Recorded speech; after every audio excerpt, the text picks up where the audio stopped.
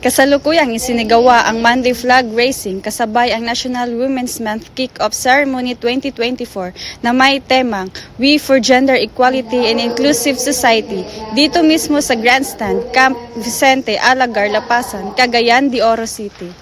Ipinagdiriwang ng Police Regional Office 10 ang National Women's Month 2024 Kick-Off Ceremony na may temang Lipunang Patas sa Bagong Pilipinas, Kakayahan ng Kababaihan Patutunayan na ginanap sa Police Regional Office 10 RHQ Grandstand, Camp Vicente, Alagar, Lapasan, Cagayan de Oro City. Ang programa ay pinangunahan ni Police Brigadier General Ricardo Gilayog Jr., Regional Director ng Police Regional Office 10, kasama si Honorable Hilda O. Go, District Governor, Rotary International District 3870, bilang panauhing pandangal at tagapagsalita. Tampok sa aktibidad at parangal ang ilang babaeng police uniform personnel at kaganapan sa pagtatanghal ng seremonya, ang isang inspiring parade ng isang batalyong all women na pinamumunuan ni Police Lieutenant Colonel Sara Jacinto, sayaw ng mga usherettes at pro-ten dancers na binahagi sa mga manonood at minarkahan ang simula ng isang buwang selebrasyon na nakatuon sa pagkilala at pagbibigay kapangyarihan sa kababaihan ng pro-ten.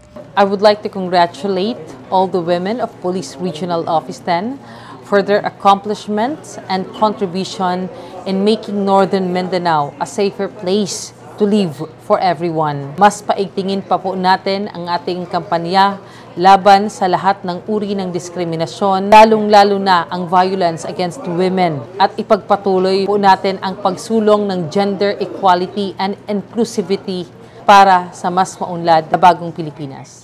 Mula dito sa Northern Mindanao, ako ang inyong PNN correspondent, Patrolwoman Jovelyn Dodoso, alagad ng batas, taga-taguyod ng Balitang Pulis.